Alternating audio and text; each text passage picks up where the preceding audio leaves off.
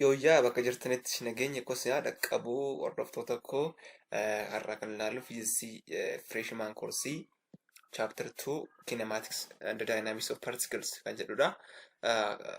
You know, in this chapter you have to understand the real meaning of kinematics and the dynamics, and also you have to know the physical quantities that are found in this chapter.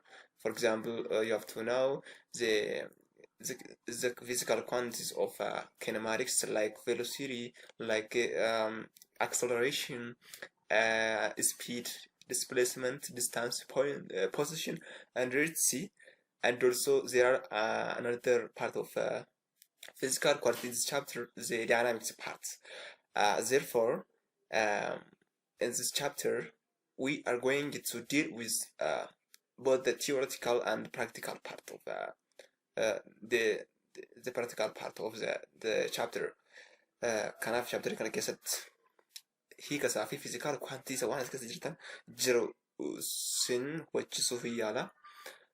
Therefore here you have to understand the meaning, for example, the meaning of mechanics. Here mechanics jechuun maal jechuudha? Mechanics kun it's a field of physics. Physics keessa baay'ee fieldii disciplinii guddaa ta'edha. Innis wantoota lama of keessaa qabata. As a whole, this chapter can be coined as mechanics. Maaliif mechanics jennee waamuu dandeenya? Sababni isaayyuu kinematics fi dynamics sub-branchii yookaan branchiiwwan mechanics waan ta'aniif jechuudha. So mechanics bakka lamatti kan qoodamudha. Innis kinematics dynamicsidha. Mechanics kun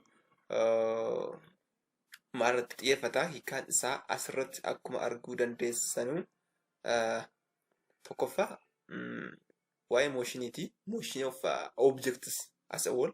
Lammaffaan immoo causes yookaan factoriiwwan sochii sanaa. Waan tokkoon socho'a.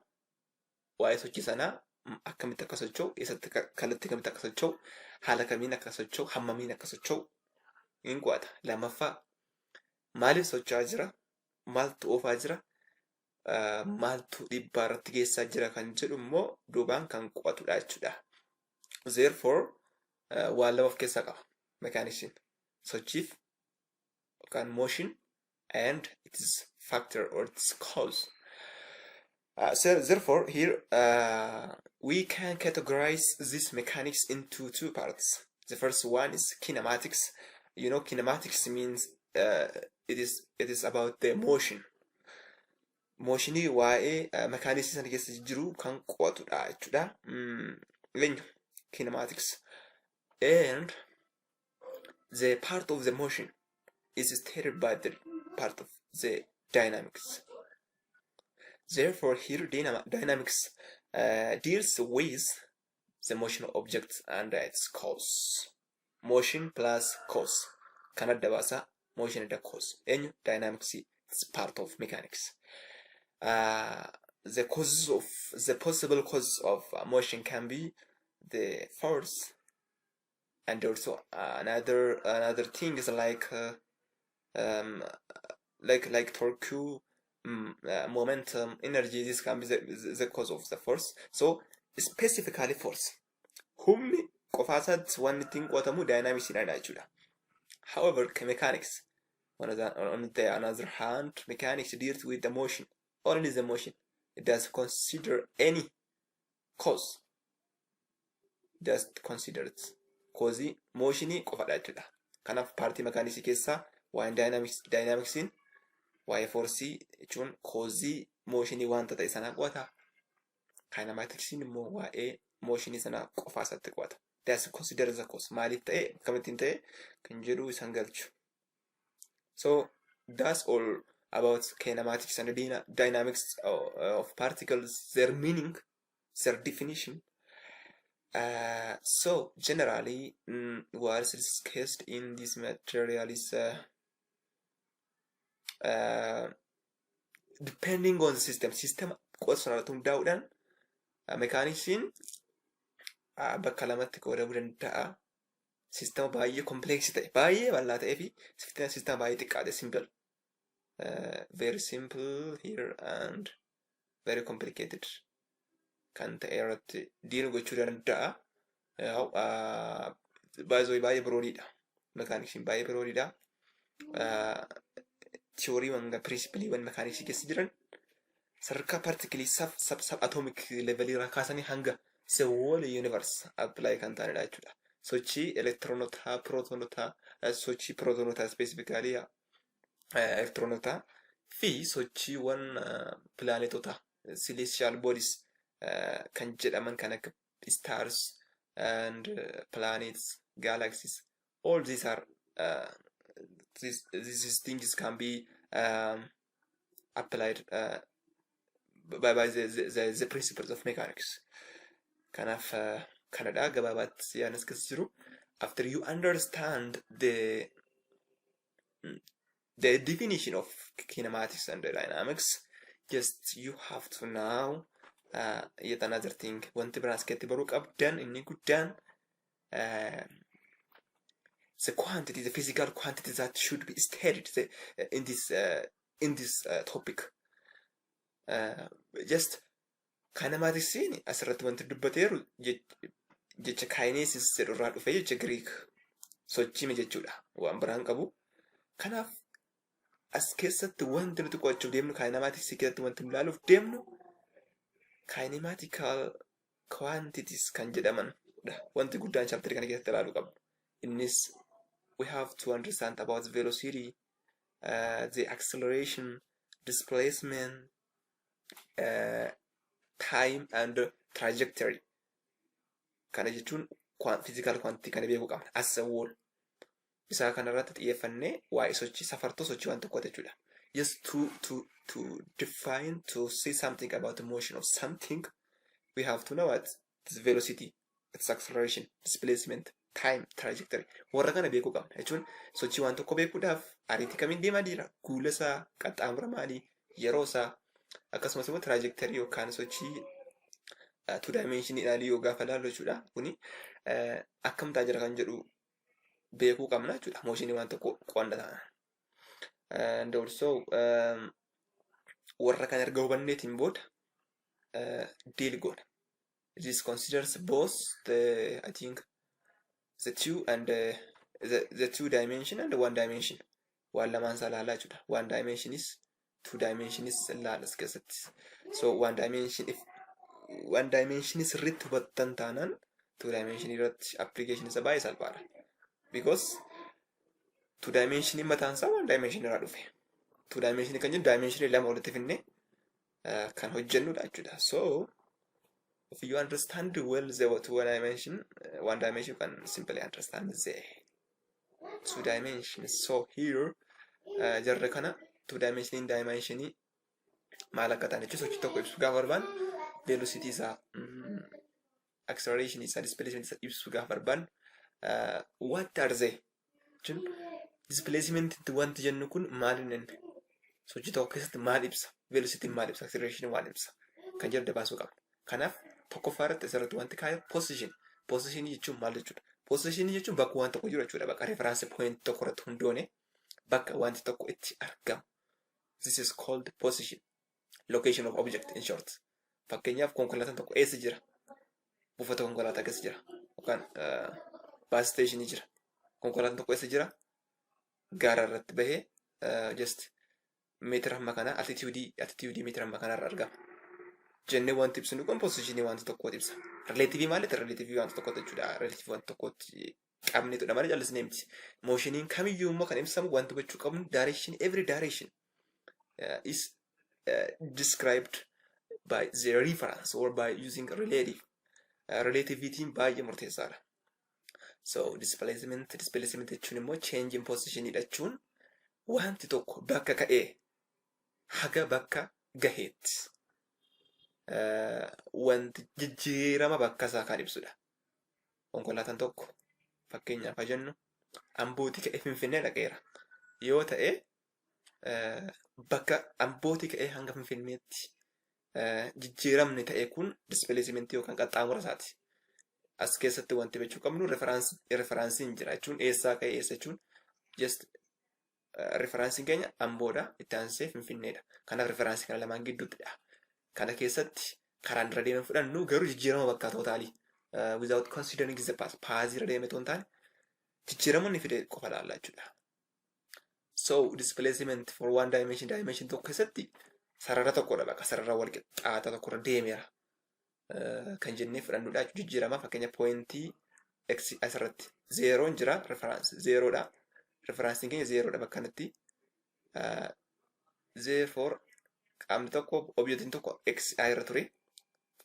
Achi x f irra gahe.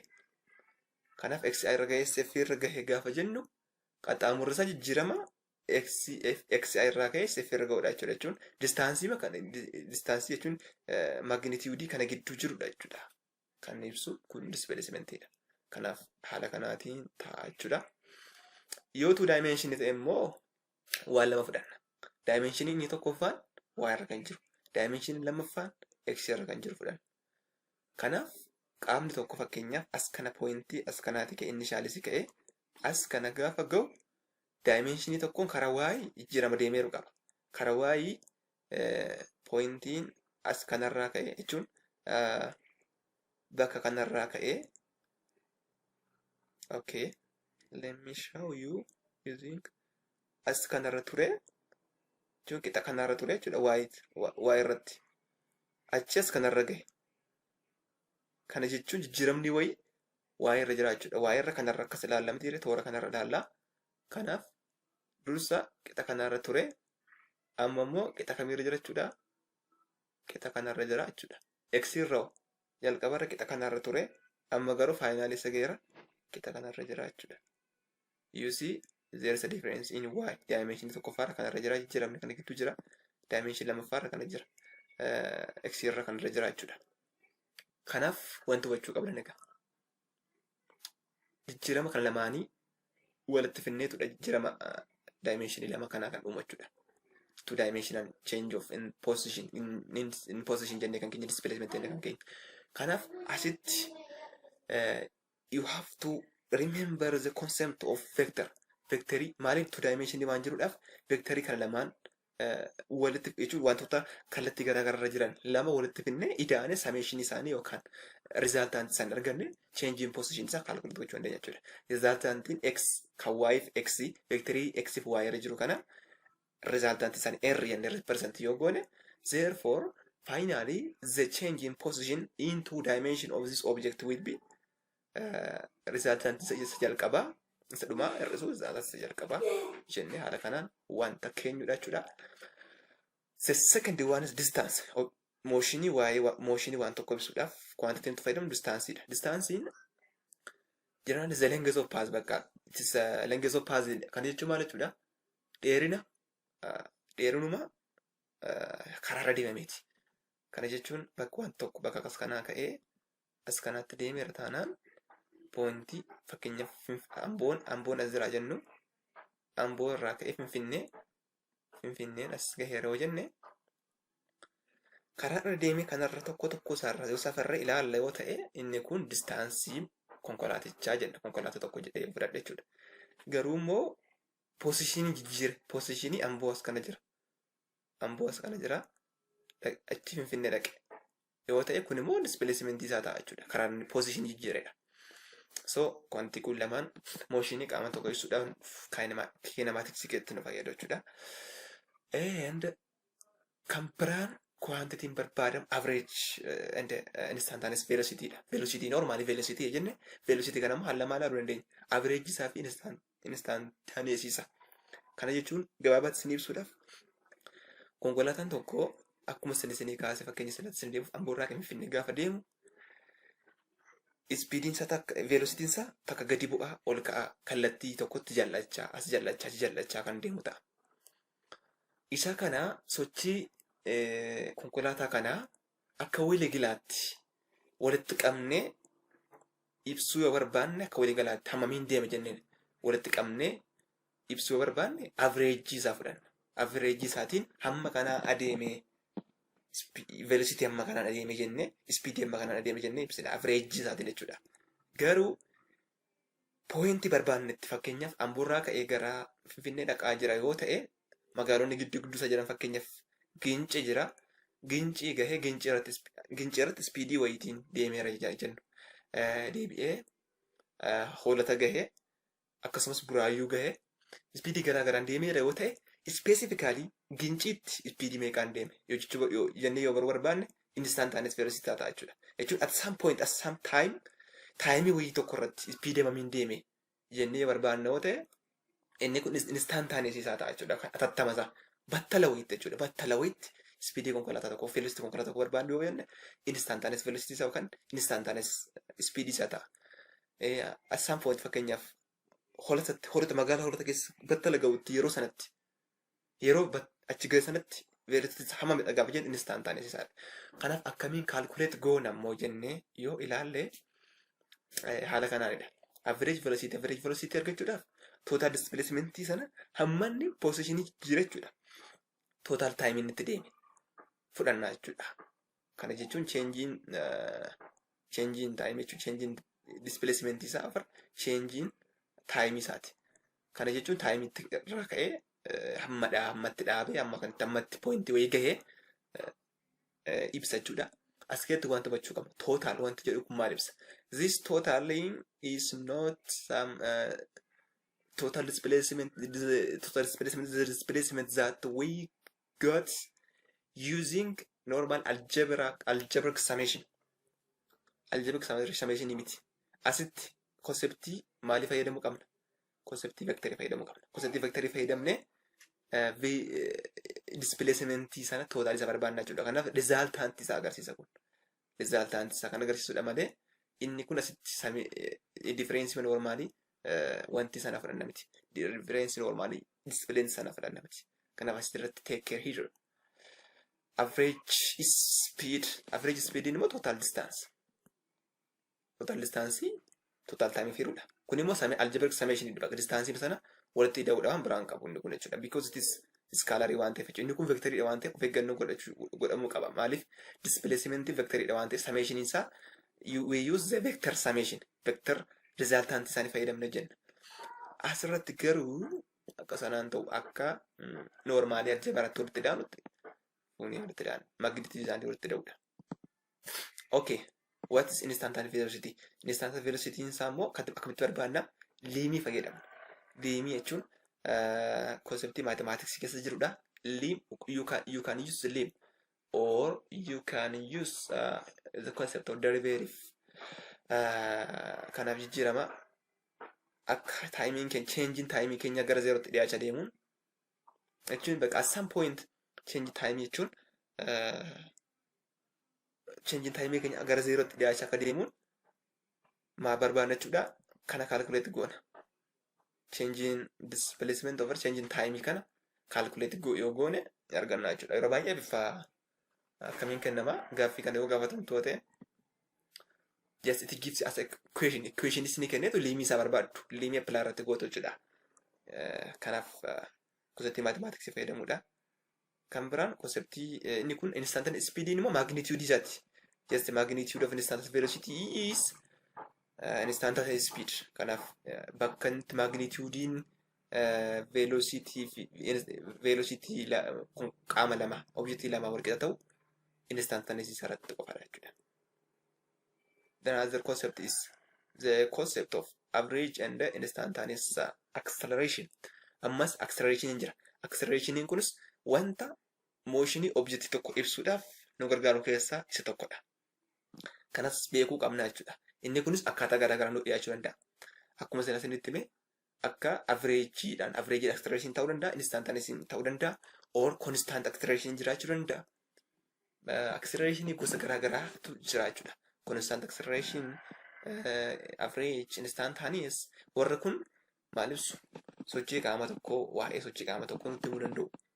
If for example if we wanted to calculate average acceleration qaama tokko barbaaduudhaaf yes we use change in the velocity of the object over change in time. Kana ifaadha yeroo baay'ee barattanii tole yaada.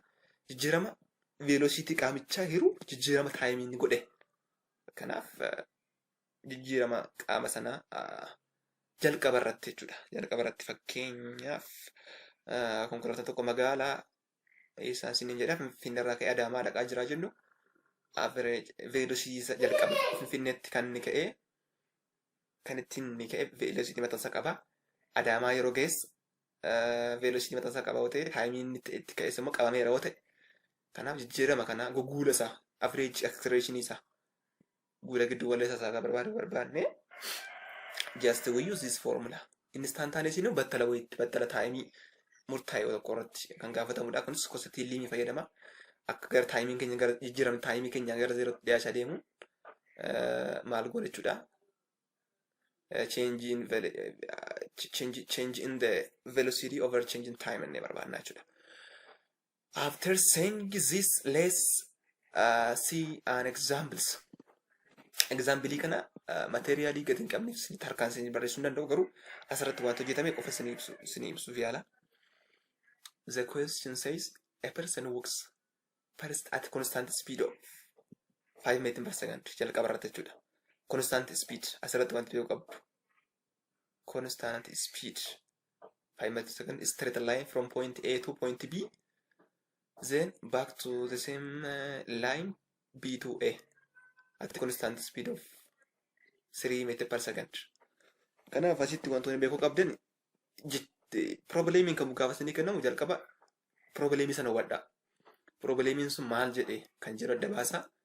Erga adda baastanii booda yaada isaa erga hubattanii imaginationiidhaan fakkeenyaaf a person jedha yaada keessatti wanti dhufu qabu nama sarara wanta achuun karaa walqixa akka ta'e tokkorra bakka tokkoo gara bakka biraatti deemu 5 meters per secondiidhaan speedii kanaan jechuudha kan deemaa jiru sammuu keessatti dhufuu qaba. Imagination sana keessa galtanii booda immoo quantity waan kennaman maaltu kenname jennee adda baafachuu qabna. Sana adda baafachuun nurra jiraata jechuudha. Maybe problemii sana keessatti fakkii kaasanii fa'aa gochuuf yaaluun gaariidha. Baay'ee kan simplify namaa godhu fiiziksii keessatti fakkii kaasanii waa hubachuu yaaduudha. Fakkii kaasanii yoo yaadne salphaatti problemii sana taakil gochuu dandeenya jechuudha. So gaaffiin gaafate tokkoffaan was his average speed isaa fi in the entire trip and average velocity isaa gaafatame. Amma gaa wantichi qaamicha kanaati. Point A irraa ka'ee gara point B tti deemaa jira. Gara point 8 5 meters per second gara point B tti immoo point A irraa B tti 5 meters per second B to A 3 meters per second. Distaansiin jidduu isaanii jiru immoo x dha jennee fudhanna assume x dha hin beeknu. Distaansiin hin gannamne waan ta'eef hin beeknu waan nuti beeknu speed isaa qofadha. So egaa by definition dura maal jenne irraa to find the average speed total time total distance dhaaf hiruudha jenne irraa because hammam jechuun average jechuun speed jechuun sirumsaayyuu qaamni tokko sekoondii tokko keessatti yookaan taayimii tokko keessatti hammam adeeme taayimii nuu kenname keessatti distaansii hammam deemeera jedhee waan turuuf ibsudha waan ta'eedhaaf. Aayidiyaan isaa kanadha. Total distaansii isaa over total taayimiidha. So total distaansii isaa nuu kennameera as keessatti hin kennamu. Total taayimii nuu kennameera hin kennamu. Kanaaf iyyuu jara kana kallattii biraatiin argachuun irra jiraata jechuudha. So assume jennee asitti A gara FB gidduu distaansii isaa x dha jenna. Kanaaf A irraa gara B tti x dha yoo ta'e distaansii asitti wanta dubbateeru A irraa gara A distaansii gara A hanga B fi B gara A 2x jedhee maaliif sabni isaa A hanga B fi B hanga A wal qixadha. X dha inni kunis x mataa x plus x 2x dha jechuudha. Kanaaf assumption variable kanaatiin qabanneerra 2x dha inni qabanneerra. Kanatti aansee immoo formula sana keessatti gaafa deemnu average speed isaa maal ta'a s total over t totalidha. S totaliin keenya jara kanaa walitti dhaaneeffinna t totaliin keenya immoo taayimii inni jara lamaan sana gidduu deemuudhaaf pointii lamaan sana gidduudhaaf deemu fudhatedha. As kanarratti x bakka buufateera. Okay, taayimii A hanga B argachuudhaaf isuma kanarra drive gochuudha. Asitti cross gootanii baasuu dandeessu gatii t baasuu dandeessu. T solve yoo gootan x over velocity of b to a dha. Kan a to b, a to b velocity a to b fudhannaa, b to a immoo asitti speed isaa speed b to a fudhannaa. Therefore afaan dubbachuun baay'ee namaaf mijatu, harkaan barreessanii nama ture. So x over 3 meter per second 5 meter per second isaa kanaaf time isaa already karaa kana argatee jira. Kana booda variable wal fakkaataa qabna. X kan distance keessatti x qabna, kan time keessatti x qabna. Therefore carraa wal balleessanii gara sana pure number, pure quantitative number argachuu keenya bal'aadha. Kanaaf keessa gaafa galchuu haala kanaan hojjetachuudha. Yaa mathematics isaa hubachuudha. Garuu conceptiin isaa ifaadha. Mathematics isaa maal salphaa jechuu dandeessu. Okay, velocity kana keessatti wanti hubachuu qabnu immoo a ti gara b tokko direction tokko deemeera. As kanarratti 5 distance x yoo deeme ammoo kallattii faallaa ta'een deemeera. Kanaaf qaamni tokko bakka gahee bakka ka'ee yoo itti deebi'e, bakka inni shaalii ka'ee gara sanumatti yoo deebi'e displacementiin isaa maal ta'a? 0 ta'a. Kanaaf iyyuu the total displacement is 0. Total displacement average velocity jechuun immoo total displacement over total time dha. Total displacement 0 dha. 0 over time some time jechuun immoo 0 dha. Kanaaf iyyuu 0 dha. Maaliif akkas ta'e? Qaamni tokko vectory dha waan ta'eedhaaf, vectory dha waan ta'eedhaaf qaamni tokko bakka ka'ee yoo deebi'e vectory kam keessattuu jechuudha. Velocity keessatti haa ta'u, acceleration keessatti haa ta'u, deebi'ee displacement keessatti haa ta'u, hundisaa 0 ta'a. Bakka ka'eetti deebi'e jechuudha. Kana salphumatti akkatti hubachuu dandeessu jechuudha. So that's all about the physical quantity. Kana physical quantity motion tokko keessa jiranii isaan kana fakkaatu jechuudha. Maal laalle? Position laalle, average speed, average acceleration, instantaneous speed, instantaneous acceleration, instantaneous acceleration, instantaneous speed. Waan kana laalle ture jechuudha. So generally jarri kun hundi isaanii maaf gargaaru jechuudha. Motion qaama tokko haala inni jiru state isaa yeroo garaa garaatti nu ibsuudha gargaaru jechuudha. Kan biraan yeroo baay'ee kan kinematics keessatti qo'atamu motion with constant acceleration dha. Constant acceleration sila waan lama laalle ture. Average acceleration, instantaneous acceleration kan jedhu laalle ture. Amma garuu constant acceleration laallaa jechuudha. For motion with constant acceleration amma gaa property constant acceleration sirriitti adda baafachuu qabdu.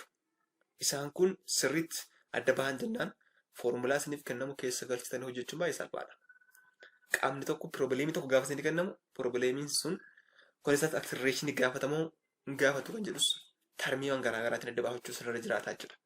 Karakteriksii yookaan immoo behaviorii constant acceleration qaamni tokko godhu yoo hubattan salphaatti probleemii sana hojjechuu dandeessu. So jalqaba irratti wanti hubachuu qabnu velocity changes at the same rate throughout the motion. Velocity qaama sanaa yeroo garaa garaatti constantly change ta'aa deema.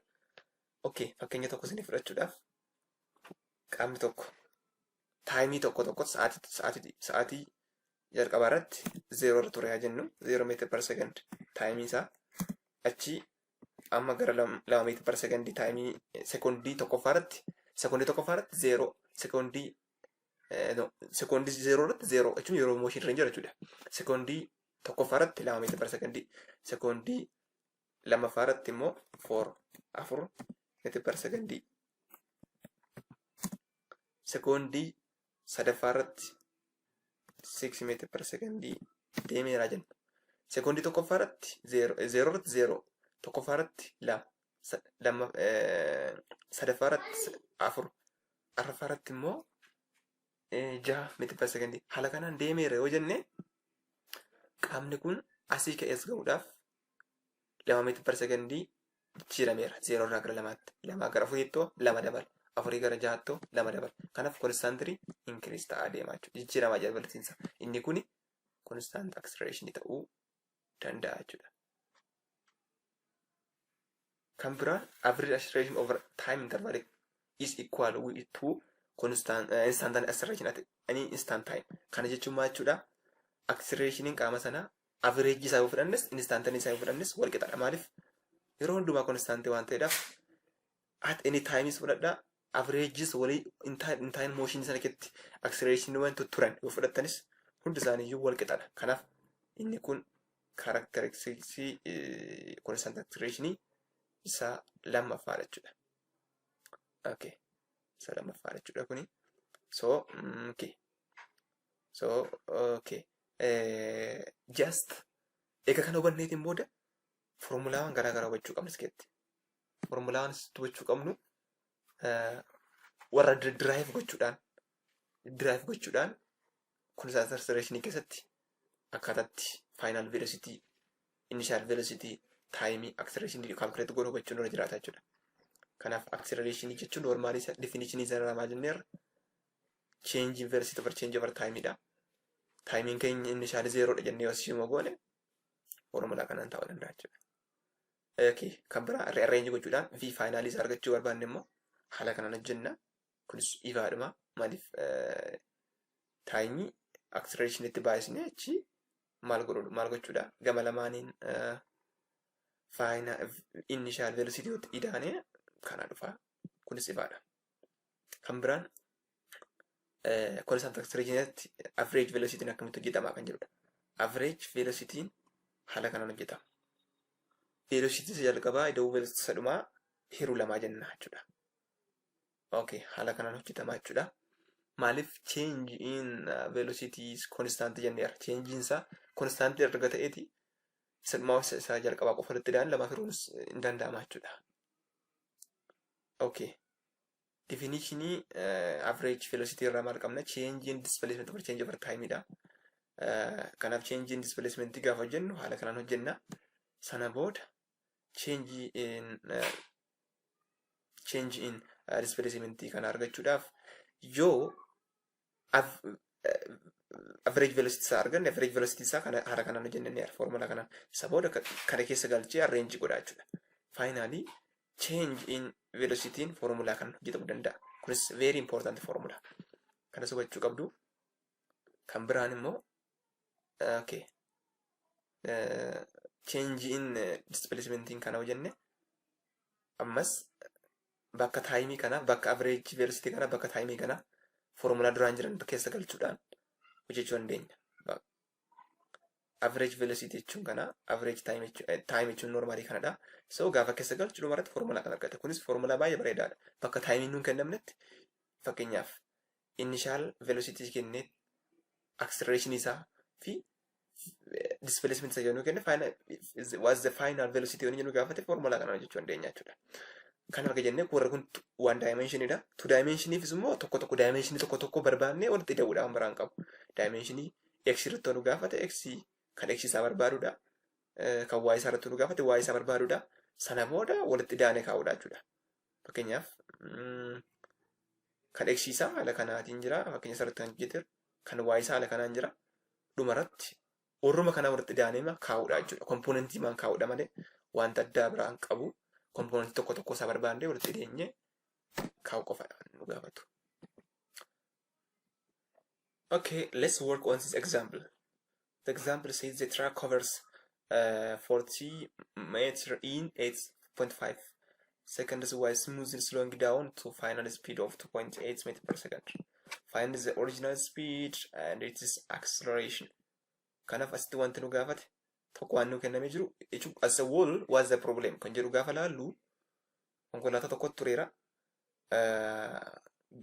Yes, displacement hamma kana deemeera 40 kan ta'u sa'aatii amma keessatti xumure wanticha sa'aatii 8.5 sekondii keessatti xumure. Isa booda gadi irrachaa smoothly jechuun suutaan jechuudha. Suutaan dhaabbachuuf gaafa jedhu speedii gaafa irrachaa deemu speediin isaa gara kanatti gadi bu'e. So original speed isaa meeqa? Jechuun jalqaba kan ittiin ka'e jechuudha konkolaataa tiraakiin sun. Jalqaba original speed gaafa jennu initial speed jechuudha. Meeqaan ka'e acceleration isaa meeqa ture kan jedhu. So original speed wanti kun constant acceleration dha motion constant acceleration qabu miti kan jenne adda baasuudhaaf asitti wanti jedhe smoothly slowing down jedheera. Smoothly slowing down jechuun change in the speed in the velocity is constant jechuudha. Smoothly termiin kun wanti ibsu jechuudha smooth motion. Yeah, okay. Wanti kennames tadda baasuudhaaf total displacement kennameera, time qabna, and final velocity illee qabna. So achi wanti nuti beeknu beekuu qabnu jalqaba irratti what's the change in the displacement jechuun derive gaafa goonu arrange goone v average time times time dha. V average jechuun immoo isa kanadha. Finally fi initially sirriitti daani lama firuudha. So amma gaa wanta kana lamaan fuune as keessa galchine wanta kana haala salphaan jechuu dandeenya jechuudha. So fidee jara kan lamaan kunis galchee jira. Timing qaba. V finally v initially sin qaba. Amma gaa okay. Haala kanaan erga hojjeteetiin booda V initially as keessaatti solve gochuu qaba. V finally qaba, time qaba, distance qaba. V initially barbaadame jechuudha. V initially as keessa argachuudhaaf immoo quantity waan kana SCT VF kana keessa galchee salphaatti hojjechuu danda'a. Dubarratti kan argata. Kallattii ittiin V initial argachuu dandeenyu rearrange gochuudha formula sana jechuudha. Yaada isaanii guddaa formula sana beekuudha yaada jechuudha. More yaada isaa hubattanii gara formula sanatti dhufuunis baay'ee salphaata. Kan biraan acceleration gaafatame. Acceleration jechuun change in velocity over change of time dha. So asirratti just V finally V initially time qabna. V finally asirratti V finally in qabna. So here V finally 6 meter per second asirratti 6.6 meter per second V initially ture kun dogoggora qaba. Kun V initially isaati kun fi afaan isaati. Anyhow asitti 2 wal jira darbuu qaba kun 2.8 meter per second over 8.5 second dha.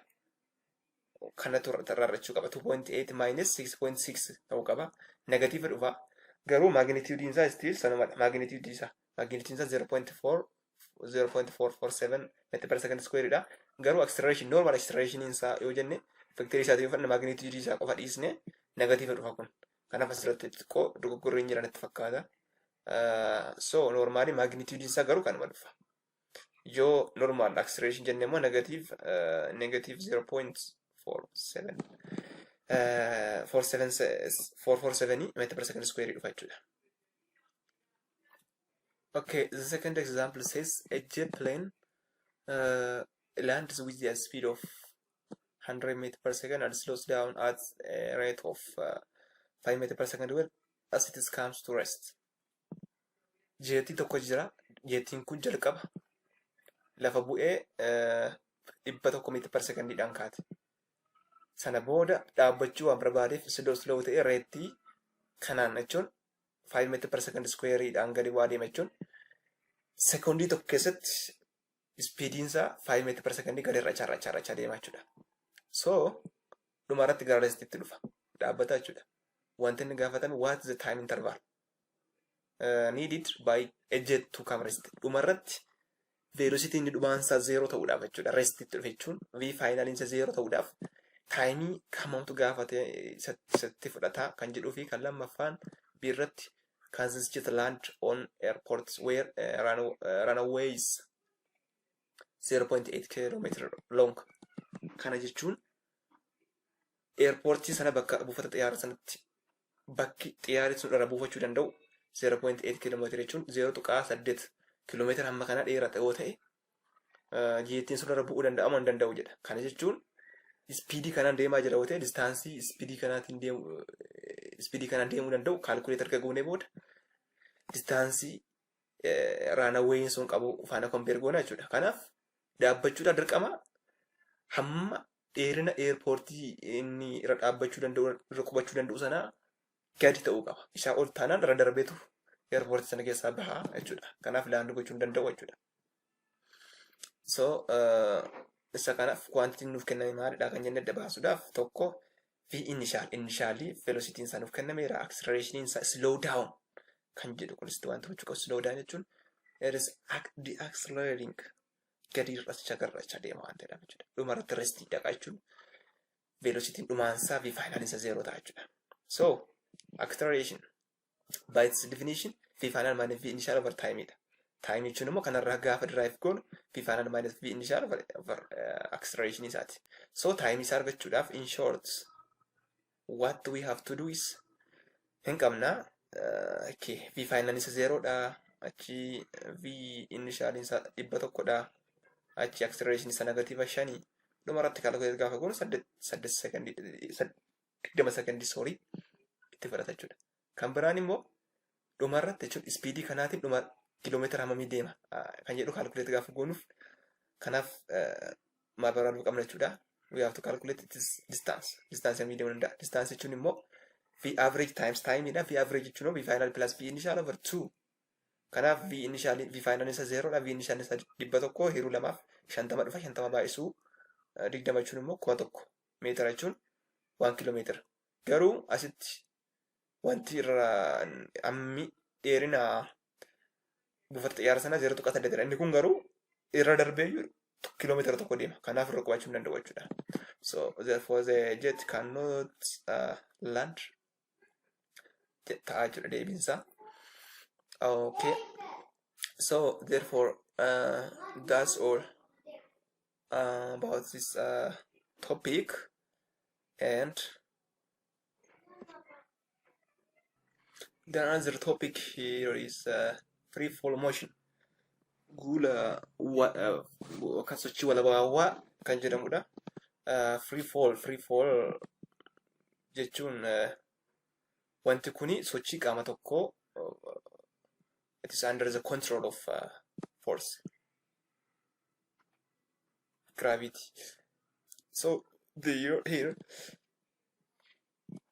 we have to understand that the factor that is applied, or the force that's applied on the object in the free fall, is only the gravity, and we consider as there is no air resistance. Sochii walabaawaa kan free fall gaafa jennu wanta irra jiru gravity qofadha jechuun humna harkisa lafaa qofadha.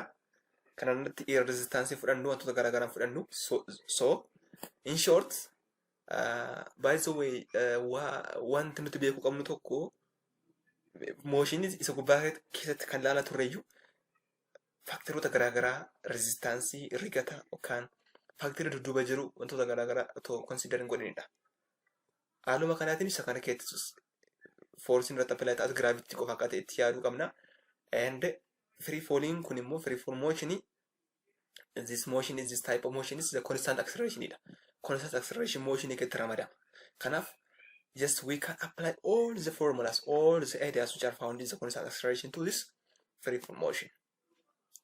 Formula waan jiru hunda isaaniiyyuu consider gochuu dandeenya, but we have to take care of negative of acceleration. Up if down irratti acceleration garaagarummaa qabaachuu danda'a. Normally constant nuti fudhannu constant acceleration 9.8 meter per second square dha. Kan irratti walii galamee jechuudha. Garuu factory garaagaraa altitude irratti hundaa'uudhaan latitude irratti longitude irratti surface earth iddoo garaagaraa irratti garaagara ta'uu danda'a. Garuu averagely we take the gravitational acceleration 9.8 meter per second square. So wanti nuti gochuu qabnus keessatti yeroo qaamni tokko gara olitti ol deemu acceleration isaa negative dha, because forcing lafa asii gadeedha waan ta'eedhaaf the direction of in the Newton's second law, the direction of the force and the direction of acceleration must be in parallel, in the same direction ta'uu qabu. Direction wal fakkaataa yoo ta'e lamaan isaaniiyyuu wal fakkaataa kallattii sanarra ta'uu qaba. Kanaaf iyyuu the gravitational force applied to an object downward, and if we throw some objects upward, therefore the gravitational acceleration will be negative ta'a. Down yoo ta'e immoo asii gadi deemu yoo ta'e immoo kallattii force waan ta'eedhaaf positive isa fudhanna jechuudha. Therefore, generally, you can apply the areas in the constant acceleration to this free fall motion. Kanaaf bakka A G buufattu negative isaa positive isaa eeggattu sana booda maal gootu jechuudha. Formula sana hundumaa irratti apply gootanii you can solve any question related to this free fall motion. So that's all in this topic. We will see each other next. Akkasitti iyyuu nagayaan tura yeroo gaarii qabaadha.